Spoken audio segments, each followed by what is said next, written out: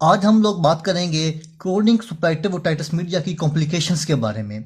तो जो complications of chronic suppurative otitis media है उसको हम दो ग्रुप्स में डिवाइड करते हैं, इंट्रा टेम्पोरल कॉम्प्लिकेशंस और intracranial complications. Intra temporal complications वो कॉम्प्लिकेशंस होती हैं जो सिर्फ टेम्पोरल बोन तक रहती हैं, टेम्पोरल बोन को क्रॉस नहीं करती हैं ये कॉम्प्लिकेशंस। जबकि इंट्राक्रेनियल कॉम्प्लिकेशंस में वो कॉम्प्लिकेशंस आ जाती हैं जो क्रेनियम के अंदर और उस जो स्ट्रक्चर्स पाए जाते हैं उसके अंदर उनको भी इन्वॉल्व कर लेती हैं। अब इंट्राटेम्पोरल कॉम्प्लिकेशंस में कौन कौन सी कॉम्प्लिकेशंस आती हैं? वो हैं मैस्टोइडाइटिस, लेबिरेंथाइटिस, फेशियल पैरालिसिस, पेट्रोसाइटिस। अब ये जो सारी कॉम्प्लिकेशंस हैं इनमें से कोई भी कॉम्प्लिकेशन ऐसी नहीं है जो टेम्पोरल बोन से आगे जाई।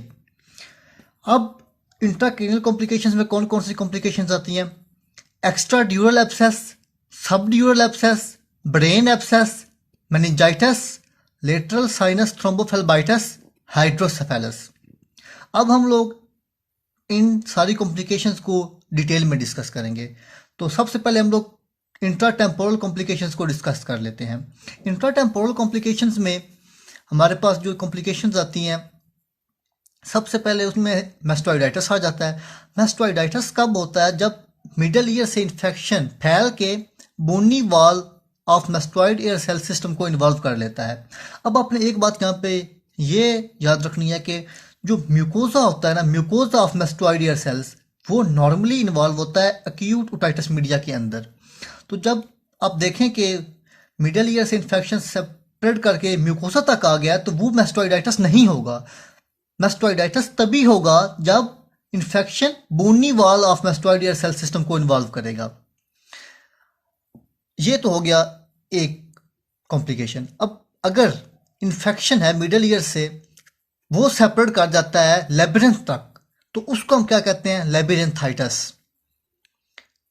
इसी तरह अगर मिडल ईयर से इन्फेक्शन फैल के पेट्रस पार्ट ऑफ टेम्पोरल बोन तक चला जाता है, उसको हम क्या कहते हैं? पेट्रोसाइटिस।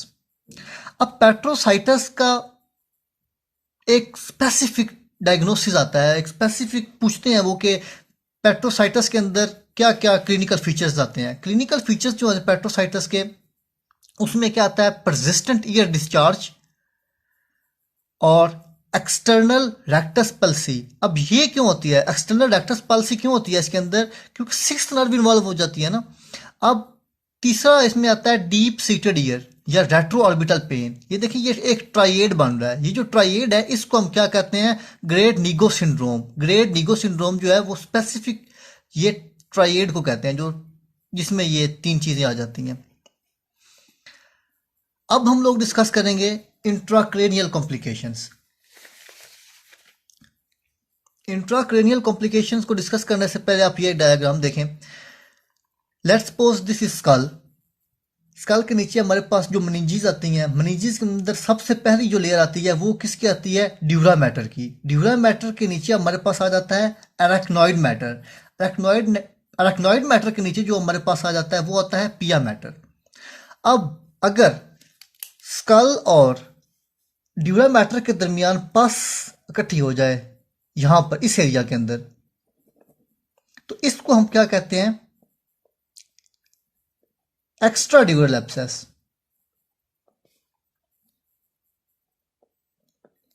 देखें ये ड्यूरा से बाहर है ना, इसलिए हम इसको क्या कह देते हैं? Extra ड्यूरल abscess. अगर ड्यूरा और एराक्नॉइड के दरमियान पस इकट्ठी हो जाए इस एरिया में,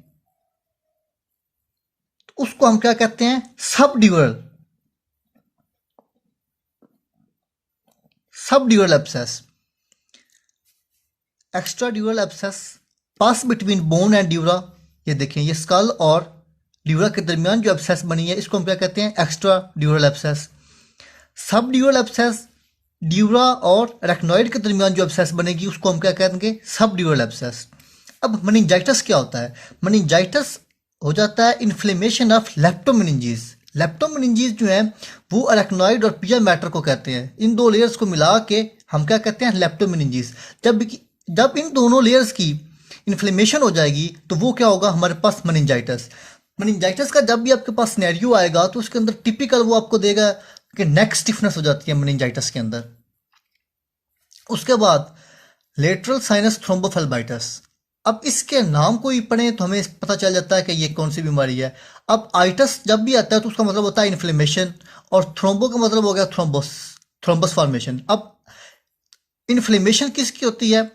लेटरल साइनस की। लेटरल साइनस की इन्फ्लेमेशन प्लस थ्रोम्बस, तो ये बन जाता है lateral sinus thrombophlebitis. Inflammation of inner wall of lateral venous sinus plus formation of intrasinus thrombus, ये मिलके जब दो फीचर्स इकट्ठे आ जाएं तो उसको हम कहते हैं लेटरल साइनस थ्रोम्बोफ्लेबाइटिस। अब जो हमारे पास आखिरी कॉम्प्लिकेशन रह गई है वो है हमारे पास हाइड्रोसेफेलस।